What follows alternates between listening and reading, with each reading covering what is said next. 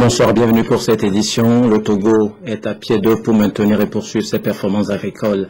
Ces dernières années, les résultats sont assez éloquents, surtout en matière d'excédents céréaliers, ce qui a valu même au pays une distinction de la FAO. C'est surtout grâce au PNIASA, le Programme national d'investissement agricole et de sécurité alimentaire, mis en œuvre grâce au soutien de certains partenaires comme la Banque mondiale et le FIDA. Une mission conjointe de ces deux institutions, la 5e du genre, vient d'effectuer une tournée d'inspection dans le pays. Elle a sillonné les lacs, le Vaud et le Zio pour évaluer les résultats obtenus et les défis qui restent à relever. Charlotte Moussimi. Cette mission de la Banque mondiale et du FIDA, venue inspecter les 3 projets PADAT, PASA, PPAO du PNIASA. Elle a, avec les techniciens, évalué les réalisations. Dans les différentes localités visitées, satisfaction au vu des résultats enregistrés. À Adjové, c'est la jachère améliorée avec le mukuna qui a été intégré au sol, la bergerie et le poulailler traditionnel amélioré, l'expérience des cannes planteuses à Tokli, la transformation de l'ananas, la ferme Shalom à Covier et bien d'autres réalisations ont émerveillé la mission. Néanmoins, elle a relevé certaines insuffisances, comme ici à Aklakou, où l'érection d'un magasin de stockage sur cette parcelle n'a pas été effective, de même que dans l'application des formations. Les cahiers de suivi sont là, mais le remplissage à certains niveaux n'est pas tout à fait ce qui doit être. Ça interpelle les partenaires, que ce soit l'ICAT, que ce soit la VSF, pour que le suivi au niveau de tous ceux qui ont bénéficié de nos appuis en matière de production animale soit plus renforcé.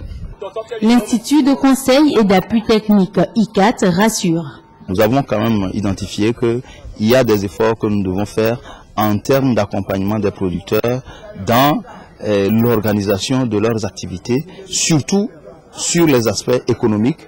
Toutefois, la délégation reste confiante, surtout par rapport aux résultats de la dernière mission. Il y a eu un certain nombre d'avancées. On a vu surtout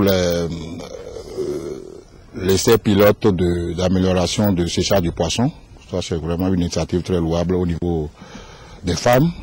On a visité également quelques sites relatifs aux démonstrations sur la gestion de fertilité du sol qu'on a par rapport aux appuis du PADAT et également par rapport au PRODRA, sur normalement la promotion de la filière ananas. Je crois que là, c'est des initiatives louables qui méritent d'être encouragées. À en croire les producteurs, éleveurs et agriculteurs, les projets PASA, PADAT, PPAO ont été d'un grand apport. En témoigne la nette amélioration constatée dans les productions. Cependant, la grande inquiétude des partenaires demeure, ce qui adviendra dans l'avenir si les financements venaient à terme. Un Togolais qui venait de rentrer du Mali est décédé quelques jours après son retour au pays et face aux spéculations, des prélèvements ont été effectués sur sa dépouille pour voir ce qu'il en était. Le professeur Gado Napokora, le président du comité national anti-Ebola, était sur ce plateau à 13h. Il a partagé avec Gerson Dovo les résultats de cette analyse. Nous l'écoutons. Tout de suite pressé de vous poser la première question. Quels sont les résultats de prélèvements effectués sur ce défunt vendredi? Merci beaucoup. Je voudrais tout de suite ne pas vous faire attendre. Les résultats des prélèvements qui ont été envoyés au laboratoire Noguchi d'Accra nous sont revenus négatifs à la maladie à virus Ebola. Ça veut dire que ce défunt ne souffrait pas de virus Ebola? Ça veut dire effectivement que ce défunt ne souffrait pas de maladie à virus Ebola. Et donc il n'y a pas de cas déclaré à ce jour de virus Ça veut dire également que jusqu'à ce jour, il n'y a pas de cas déclaré de maladie à virus Ebola au Togo. Néanmoins, qu'en est-il des dispositifs? On relève toujours le niveau d'alerte dans notre pays où on se contente tout simplement de ces résultats. Non, bien entendu, nous sommes vraiment dans un processus dynamique par rapport au niveau de préparation, d'abord au niveau de sensibilisation, et nous remercions les médias pour leur contribution, mais aussi surtout par rapport au niveau de préparation à la riposte d'un éventuel cas de maladie à virus Ebola. Et pour ça, on va en profiter pour rappeler les règles d'hygiène mesures pour les téléspectateurs, pour le commun des Par rapport à la sensibilisation, les règles d'hygiène que nous avons communiquées depuis le début restent les mêmes. Se laver les mains quotidiennement, plusieurs fois par jour, à l'eau et au savon. Et nous avons toujours communiqué, même à défaut de savon, se laver les mains à l'eau et à la cendre. Ceux qui sont plus nantis pourront utiliser les solutions hydroalcooliques, les gels hydroalcooliques qui ont également la même efficacité. Mais encore une fois, on n'a pas forcément besoin de gels hydroalcooliques. Se laver les mains à l'eau et au savon est largement efficace. Merci beaucoup, professeur, pour cette bonne nouvelle que vous nous communiquez cette journée. On retient que pas encore de cas à déclarer et que les résultats de l'analyse donc effectuée sur ce défunt vendredi dernier sont négatifs. Voilà, plus de peur que de mal. L'ONG internationale Plan Togo vient de procéder à la revue de sa politique opérationnelle dans son 13 cantons partenaires des régions centrales et des plateaux. Ces rencontres interviennent en début de chaque année fiscale et regroupent tous les acteurs afin de tirer les leçons des expériences vécues et émettre des recommandations susceptibles d'améliorer les actions menées sur le terrain. Lama Pojona.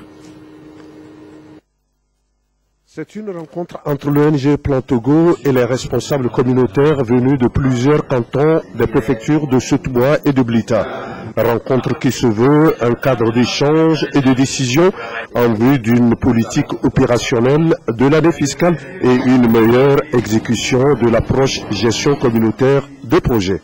Nous avons élaboré la politique opérationnelle et cette politique guide les différentes actions, les différentes décisions que Plan et ses partenaires prennent en ce qui concerne l'exécution des différents projets.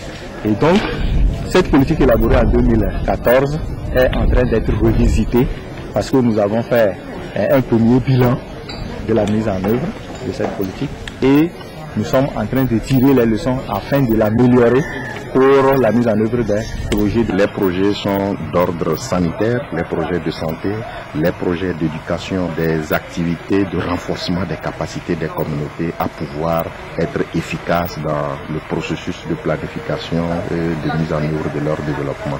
Chaque année, Plan Togo et ses partenaires communautaires se retrouvent pour faire le bilan des activités menées et planifier les actions à venir.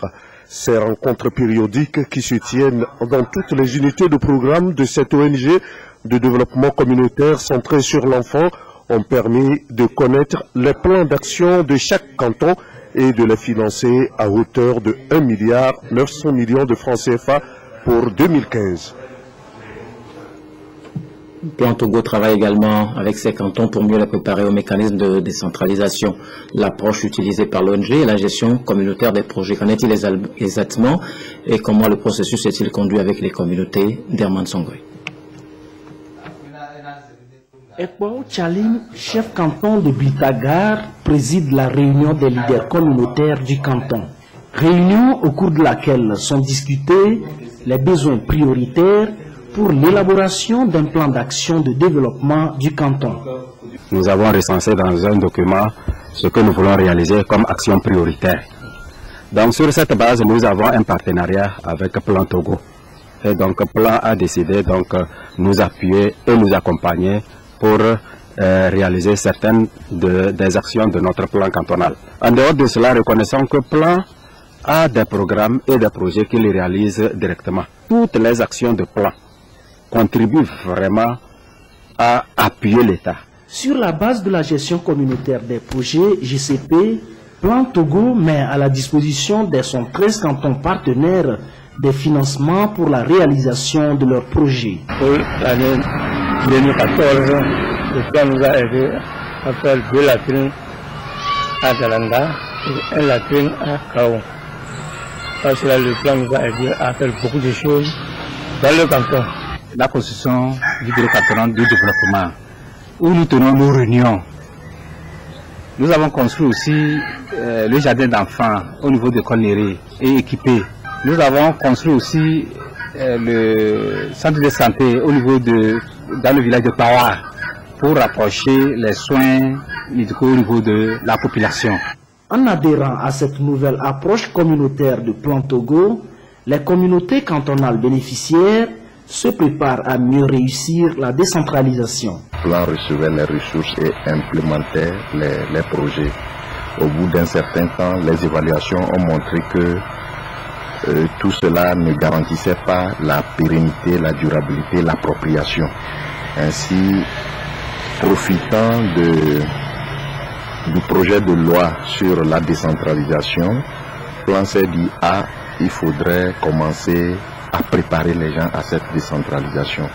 Et la gestion communautaire de projet a été un processus par lequel le plan s'est engagé dans cet exercice-là. L'approche gestion communautaire des projets permet aux communautés de s'approprier leur propre développement. L'identification, la conception, la mise en œuvre et le suivi-évaluation des projets ne sont plus faits par des organisations extérieures, mais par les communautés elles-mêmes. Pour l'année fiscale 2015, près de 1,9 milliard de francs CFA est alloué à 113 cantons pour la réalisation de leurs projets. Projets qui concourent à la création d'un monde dans lequel tous les enfants réalisent leur potentiel. Direction du Sénégal, c'est la fin du suspense autour de la désignation du successeur d'Abdou Diouf. C'est l'ancienne gouverneure générale du Canada qui tire son épingle du jeu. Michaël Jean l'a finalement emporté sur ses adversaires. Les pilotes dont huis clos assez houleux pour les chefs d'État. Trouver un successeur à Abdou Diouf, c'était le principal enjeu de ce 15e sommet de la francophonie. Et c'est la Canadienne Michaël Jean qui l'emporte. À 57 ans, l'ex-gouverneur général du Canada, d'origine haïtienne, est la nouvelle secrétaire générale de l'OIF. C'est la première fois qu'une femme dirige la francophonie. Cet automne, nous l'avions rencontrée à Paris. Elle disait vouloir défendre le français, bien sûr, mais aussi les droits de l'homme. J'estime que vraiment lutter pour la dignité, pour les droits, pour les libertés, pour l'état de droit, pour de meilleures conditions de vie, c'est aussi faire cela, c'est s'assurer qu'il n'y ait plus d'hommes et de femmes et d'enfants dans des situations de non-droit. La francophonie ne sera donc pas présidée par une personnalité africaine, c'est inédit. Pourtant, Michaël Jean était opposé à 4 candidats, tous africains. Les discussions ont été longues et très compliquées. À la mi-journée dimanche, au second jour du sommet, les 57 délégations ne s'étaient toujours pas mis d'accord. Un vote a même été envisagé. Cela aura été une première dans l'histoire de l'organisation. Finalement, Michaël Jean a fait consensus. Elle prendra ses fonctions en janvier.